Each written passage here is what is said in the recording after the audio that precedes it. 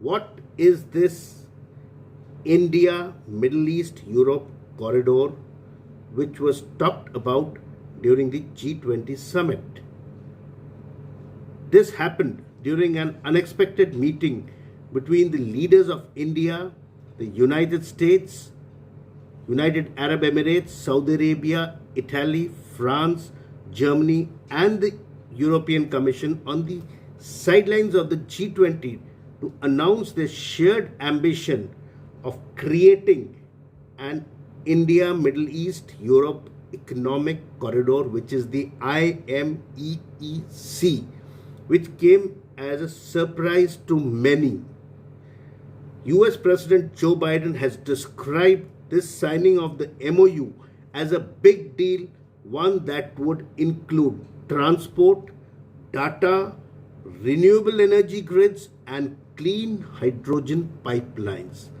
The corridor would have an eastern leg that would contain container traffic from India to the UAE on the well-established shipping routes from India's west coast, after which the land route of the corridor would come into the picture. The goods would move by rail from UAE to Israel's Haifa post on the Mediterranean coast, where the Adani Ports has acquired a container terminal for about US dollars mounting to 1.2 million.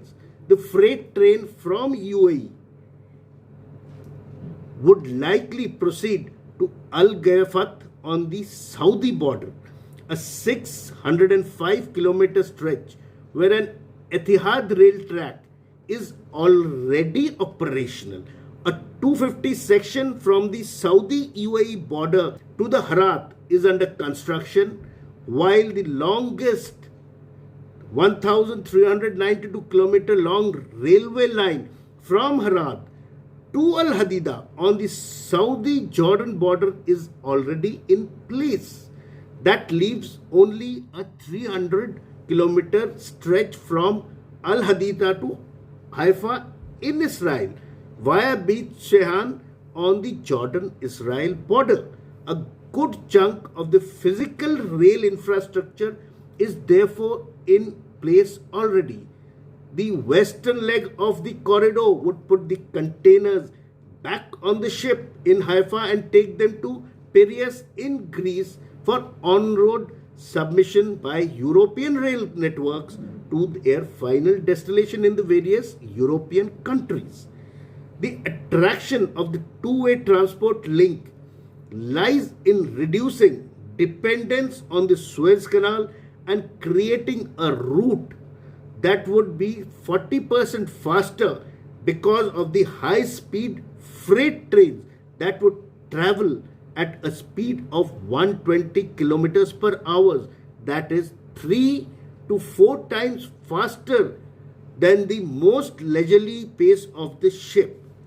The genesis of this corridor appears to lie in the Abraham Accords of 2020 and the subsequent emergence of the I2U2 grouping, which brought India into the equation with Israel, the US, and the UAE in October 21.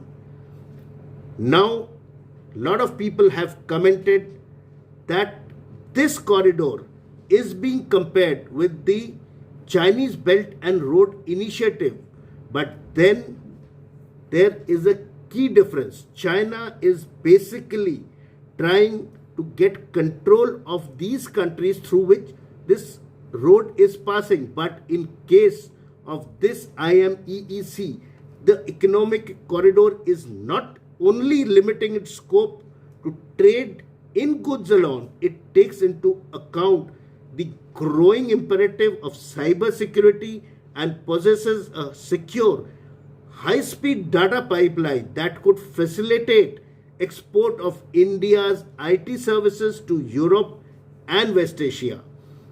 This inclusion of electricity grids in the framework of the corridor is particularly significant from an Indian perspective as part of its leadership of the International Solar Alliance, India has already promoted the One Sun, One World, One Grid initiative.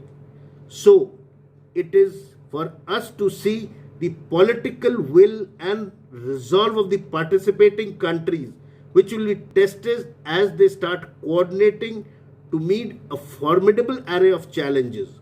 A start point would be the need to address the issues of technology, finance, and the commercial viability for the physical infrastructure in terms of rail links, the clean hydrogen pipelines, the electric and data cables to come into place. At the same time, problems of the soft infrastructure related to harmonizing of standards for the ports, railways, and customs would also have to be addressed. So keep following us and listening to our channel to know more updates on such issues. Jai Hind.